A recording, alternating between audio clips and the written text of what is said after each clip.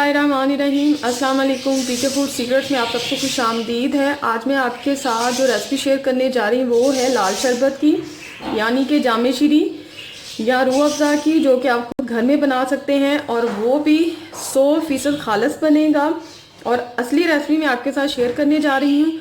अब आपको बाज़ार से ये जामे शीरी या रूह अफ़ज़ा लाने की ज़रूरत नहीं है। इसके लिए जो मैंने चीज़ें ली हैं, 1.25 किलो चीनी है, 1 तोला संदल जिसको मैंने आधा लीटर पानी में रात को भिगो के रख दिया था। ये है कतीरा गोंद 1 टेबलस्पून, यानी कि 10 ग्राम कतीरा गोंद को मैंने 1 लीटर पानी में रात को भिगो के रख दिया था। अगर आपको समझ ना आए तो इस तरह से हर घर में ब्लेंडर मौजूद होता है। इसके ऊपर ये सारे निशान होते हैं जिसमें 1 लीटर से 1.5 लीटर तक ये होता है। और आपने यहाँ तक 1 लीटर बनता है तो यहाँ तक आपने 1 लीटर पानी लेना है, और ये जो 0.5 है यहाँ पे ½ लीटर बनता है। इस तरह से आपको बहुत ज़्यादा आसानी हो जाएगी। इसके बाद इसमें जाएगा ये एसेंस फ्लेवर है, ये ½ टीस्पून जाएगा, और ये रेड फूड कलर है। और इसके अलावा मुझे थोड़ी सी इसमें फटकरी चाहिए। तो अब मैं इसको बनाना शुरू करती हूँ।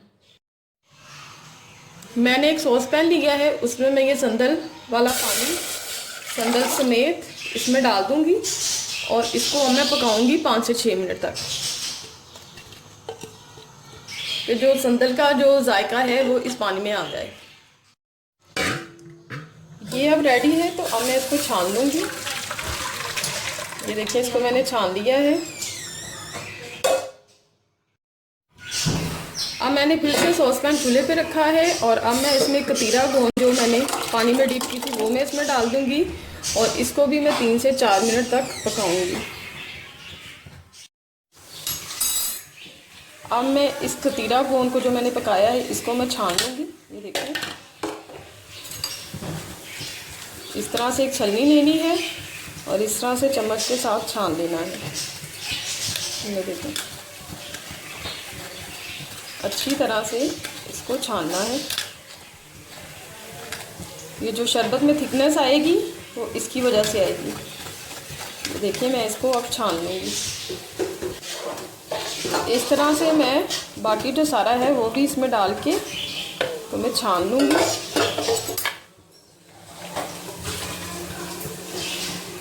ये देखिए, इस तरह से इसको छान लेना है सारा। ये देखें, ये सारा मैंने छान लिया है और इस तरह से अब ये मेरे पास आ गया है। तो अब मैं इसको शामिल करूँगी। ये जो संदल वाला पानी था, अब मैं इसमें इसको शामिल कर दूँगी।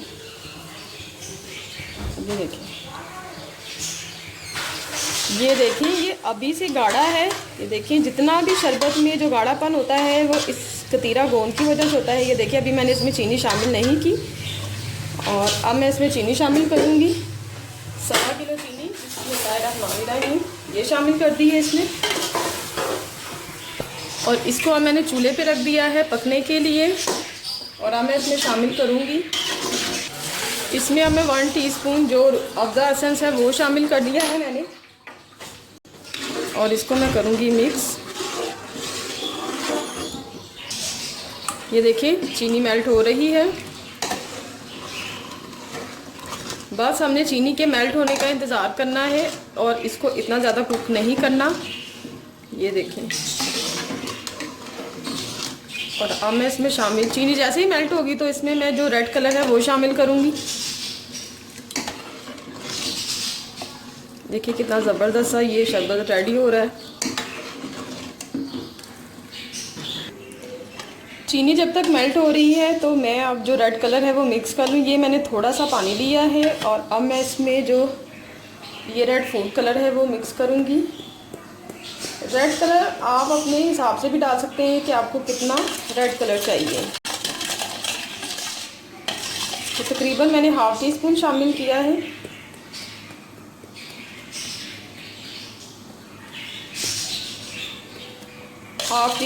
½ टीस्पून इसमें मैंने ये रेड कलर शामिल किया है।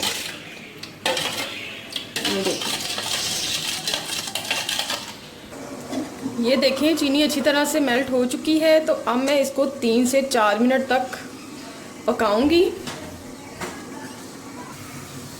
ये देखें ये पकना शुरू हो चुका है। तो इसके ऊपर ये जो साइडों पे इसकी झाग आ रही है, इसको मैं निकाल दूंगी। ये झाग निकाल देनी है।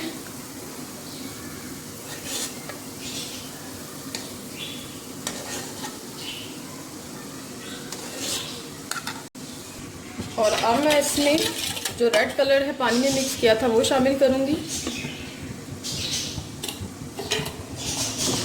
ये देखिए कितना खूबसूरत कलर आया है।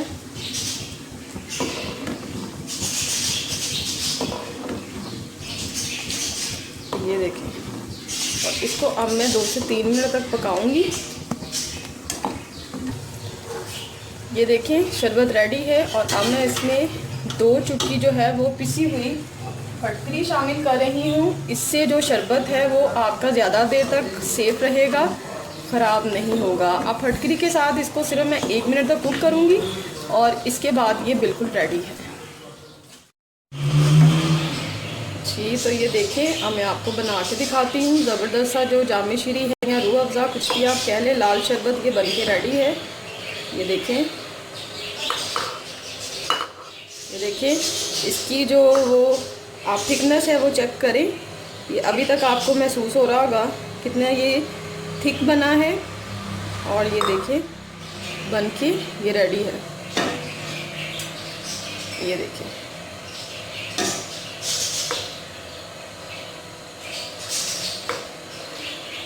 ये देखिए आपको एक कार नज़र आ रही होगी। जी तो मैं आपको ग्लास में सर्व करके दिखाती हूँ। बिस्मिल्लाहिर्रहमानिर्रहीम।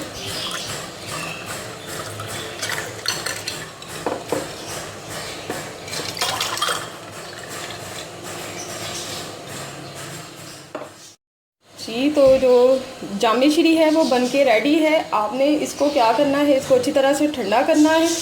ठंडा करने के बाद फिर आपने इसको जिन बोतलों में डालना है उसमें डाल के फिर आप इसको फ्रिज में रख लें और आराम से इसको यूज़ करें। उम्मीद करती हूँ कि आपको मेरी ये रेसिपी अच्छी लगी होगी। अपनी दुआ में याद रखिएगा। अल्लाह हाफिज़।